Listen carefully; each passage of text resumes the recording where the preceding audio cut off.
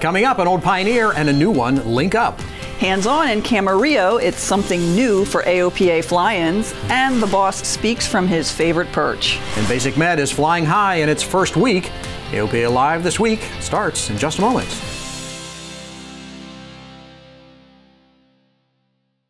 Build and fly with the Sonex aircraft B models. The B models offer more room and comfort, more fuel, more panel space, more engine choices, and the same great Sonex aircraft flight characteristics. Learn more at sonexaircraft.com.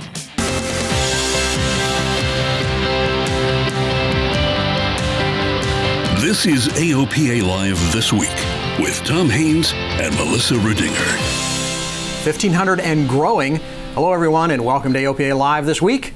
In just 10 days, some 1,500 people have sent their BasicMed applications to the FAA and are now medically fit to fly. And we're hearing about it from a lot of pilots. AOPA's medical certification specialists in the Pilot Information Center are deluged. More than 500 calls a day and thousands of emails. They're answering them as fast as they can. And what's the most common problem we're hearing? I think the biggest thing that pilots are experiencing is they're not doing the BasicMed exam first before they go to the online education course. Now you can do it that way, but you're not going to be able to complete the course and actually print your completion certificate, which is one of the 2 required elements that you have to retain in order to meet the requirements of BasicMed. So a quick look at the steps to BasicMed. First, you fill out your portion of the FAA BasicMed form, go see your doc, and then get the rest of the form completed and get the doc's signature and license information. Take the online medical self-assessment course, pass the quiz, and then just print your certificate and go fly. Now there is one part of BasicMed's course completion form that is giving some pilots pause. At the end of the form, there are 6 declarations that are required checkboxes in that field.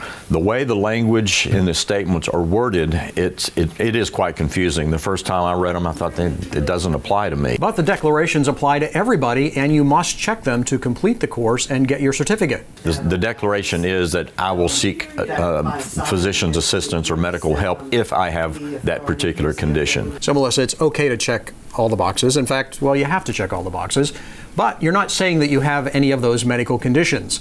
And AOPA is working with the FAA to see if we can change the wording on the declarations so they are a little easier to interpret. So a lot of progress, but you know, there are some tweaks like this I bet we're going to see over time as to the language and the way the thing comes together, but it's working well. Sure, and we like getting that feedback. Any new thing that goes out there, there's always going to be tweaks. Sure. So we'll continue to work on that. And a few pilots have been concerned that their family doc won't be willing to sign off on BasicMed. Well, now that the floodgates are open, we are finding that that's just not the case. Many pilots, like Carl Andrews, have found the process effortless. I made an appointment with my family physician. She knew my medical history. I'm a regular patient. Don't have a complex medical history. She was comfortable signing off after giving me the examination. You can find all the resources you need under the blue BasicMed tab on AOPA.org. And Tom, Gary Crump told us that only a few of the people that we've talked to have had difficulty in finding a doctor that's willing to sign off. Well, that's good news. And Melissa, BasicMed was a hot topic with a lot of pilots last week in Camarillo, California, as you might imagine. Much of our staff spent time with thousands of members at the AOPA Fly-In to Camarillo, presented by California Aeronautical University. AOPA Live's Paul Harrop was there, and he has this look at what you might have missed. Start with a great setting, bright sunshine, and really cool airplanes like Mike Patey's Turbulence from Salt Lake City. Add in several thousand of our closest friends and you've got an AOPA Fly-In. This year we've reprogrammed our Fridays starting earlier with hands-on workshops like this one on owner maintenance. We had Paul New, Adrian Eichhorn, and Mike Bush teaching hands-on. Pilots loved it. The information that I received today is invaluable. Other workshops included Pilot Plus One with Jolie Lucas, and just next door, Tom Horn taught you all you needed to know on overwater flying. Did we mention they were hands-on?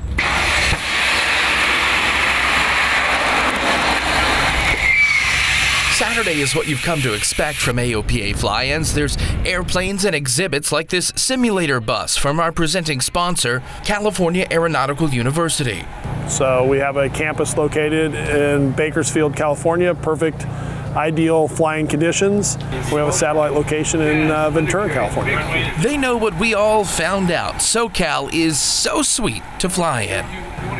Good weather, we've got desert, we've got mountain, we've got busy airspace. We've got just a little bit of everything that the pilot would want. To cap it off, Vicki Benzing wows us with an aerobatic demonstration in her 450 horsepower Stearman. Vicki is from Watsonville, California, and that's where she learned to fly. From the Camarillo Airport's drone, we can see what a great setting it is for an event out having fun in that warm Camarillo sun. Paul Harrop, AOPA Live. Thanks, Paul, and it was fun. Hey, before you get too concerned about the drone video, Camarillo Airport is unusual in that it has a Part 107 certificate. They use it to do things like perimeter checks and runway inspections. It's all in coordination with the tower and perfectly legal. And a feature of all our fly-ins is a pilot town hall with the boss. During the meeting at Camarillo, Mark Baker spoke about AOPA's ongoing efforts to make sure pilots have fair and equitable access to airports. We've gathered a number of complaints about a few select FBOs at a small number of airports that have been charging pilots unfairly. We're really trying to work on the egregious ones, and we're sorting it out. That's the ones that are egregious have been well over 500 complaints in the last couple of weeks. And when we're prepared to share that data with the right organization, could be the FAA and others, to make sure that your voices are being heard. If you have a complaint about unfair prices, we want to hear from you on our website. So it sounds like it was a great show. It was a great show. We had a wonderful event.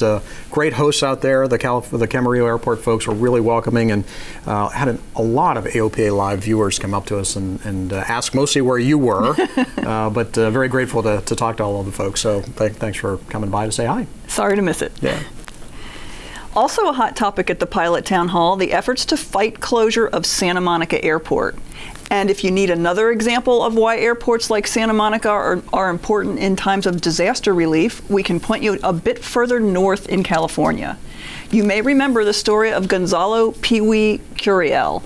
When the Oroville Dam crisis was happening earlier this year, he sprung into action with his airplane. He flew over the situation, providing photos and videos to the public.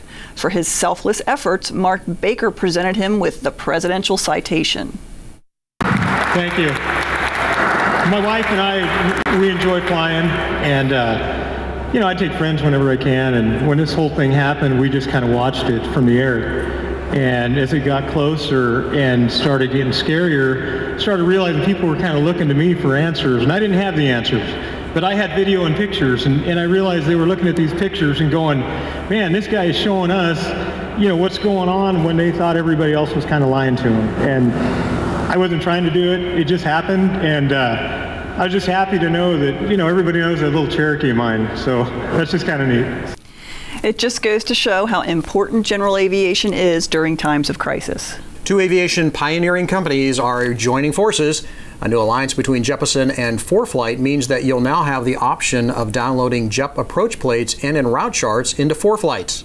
One of the things that customers in all markets have asked us for years is, when can I get Jefferson charts and data in Forflight? Immediately in the next version of Forflight, they're going to see Jefferson navigation data, obstacle data, and terrain data automatically appear in the application. This won't change your Forflight subscription price, but you can add Jefferson charts if you want with a Jefferson subscription. And something never before seen, the JEP SIDS and stars will be drawn to scale. Which means that we can put them on the map as well. So for example, if I have an arrival here and I've annotated the path that we're going to take to the airport, I can now put that on the map. I can see PIREPs, for example, an icing PIREP in the areas here, and then I can overlay weather as well. So that's going to give pilots an incredible view of the speed restrictions and the altitude restrictions, for example, on a SID or a star. So you can find the full interview on AOPALive.org. It's going to be really interesting to see where this goes. We've got Jefferson, great global data for obstacles and all kinds of information around the world. You got Forflight, who's really good at data compression and mapping engines and that sort of thing. Putting the two of those together, I think we're going to see product lines from both companies improving over that and bringing a lot of benefits to pilots. Very innovative. Like to see that. Absolutely. Coming up after the break, things get even speedier for the Vision Jets. And up close and personal with AOPA boss Mark Baker. Did you know it's now fully legal to fly your plane to Cuba? Call the experts at Cuba Handling and we'll walk you through the process. Our team will make your flight simple and will create the experience of a lifetime. From hotels to cultural experiences, we do it all. Visit CubaHandling.com. Things are moving quickly for the Cirrus Vision Jet. That's because the FAA has just awarded a production certificate for the innovative single-engine jet. The certificate means that each jet off the line gets an airworthiness certificate without having to jump through additional FAA hoops. And that speeds up production. The 7-seat pressurized Vision Jet is designed to be an easy step up for a Cirrus pilot. Flight Design, the company that makes the best-selling light sport airplane, the CTLS, has a new airplane design. It's called the KLA 100, a 2-seat carbon fiber LSA powered by a Rotax 912 IS. Flight Design has been quietly developing the airplane with South Korean company Vessel for the last couple of years. The airplane has a unique new wing design.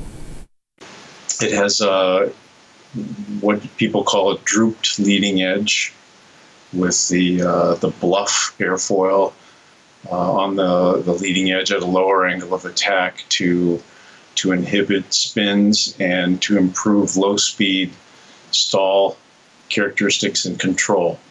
And it blends into a really beautiful and large winglet design too. It's very, very nice. The KLA-10 starts at $165,000 and production is expected to start later this year. So what's it like to fly the right seat with AOPA President Mark Baker? AOPA Editor-at-Large Dave Hirschman brings you along on a flight with Mark in our Sweepstakes 172.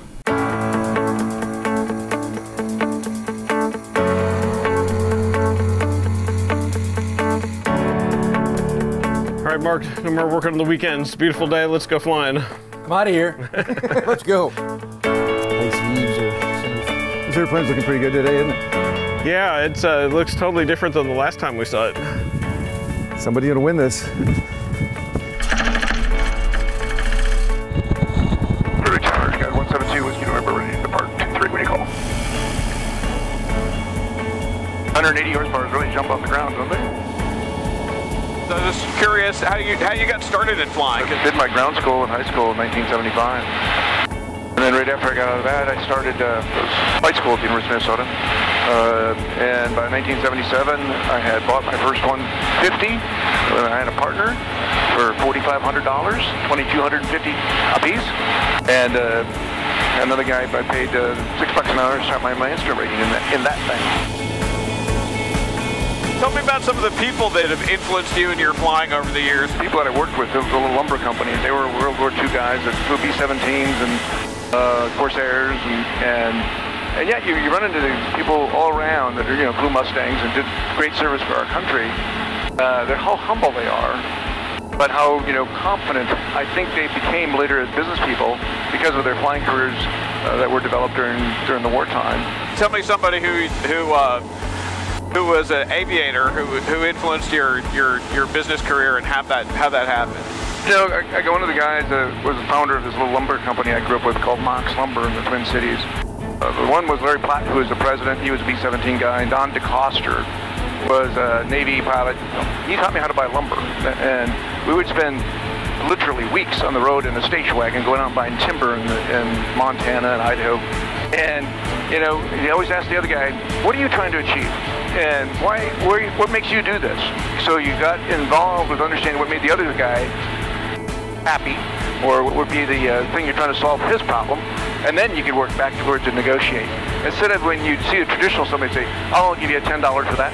That just doesn't work with these guys. They wanted to be respected. Nothing else worked as well as asking the other person what they're trying to achieve. So you empathize first. And it was one of those really cool things. I ultimately became a senior merchant for that little business, and then later on the senior merchant for Home Depot from the time we had 100 stores to over 1,000 stores. So I used that tidbit learned in the 70s, all the way through the early 2000s with a $40 billion company. We're on our way now to go take a look at airplanes. So tell me about this type of airplane we're going to look at today. Well, I have this thing about 185s. I think a 185 is one of the best utilitarian airplanes ever built. But finding good 185s is almost like a treasure hunt for me. I like the hunt. Looks like we're 13 miles out.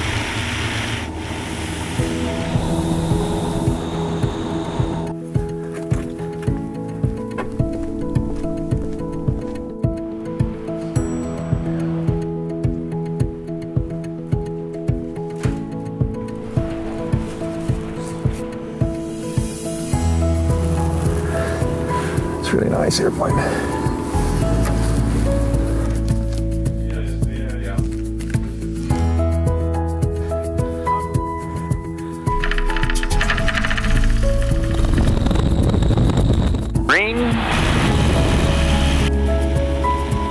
So what did you think of the 185 you saw? That thing was somebody's pet, as we talked about, and somebody really takes care of that thing. What kind of tunes do you like to listen to in the airplane? Well, there's only two kinds of music that are worth listening to. One's country and the other one's western. Sometimes I get them both together.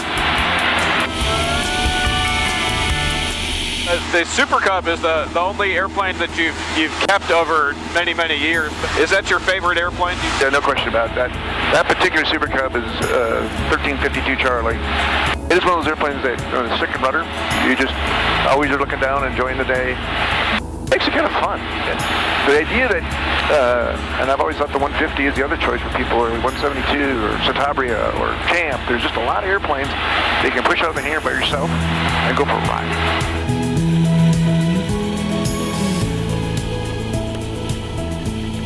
So I know you're curious about, did he buy the 185 or not? And the answer is yes. And it is a cherry airplane, I got to say, really beautiful 185. There aren't many like that left in that kind of condition. It looked beautiful. And beautiful. I've flown a lot with Mark, and he's right. You have two choices of music when you're flying with Mark: country or western. Sometimes both, as he says. But every once in a while, I can convince him for some 70s hits. Yeah, I've flown with him a little bit, not as much as you, but I've done some trips with him, and you're right.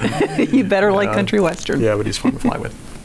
Well, that's going to do it for us this week. We'll leave you with this scenic flight around Catalina Island from the cameras of Dave Toulis and Paul Harrop. Thanks for watching. We hope to see you back here next Thursday for another edition of AOPA Live This Week.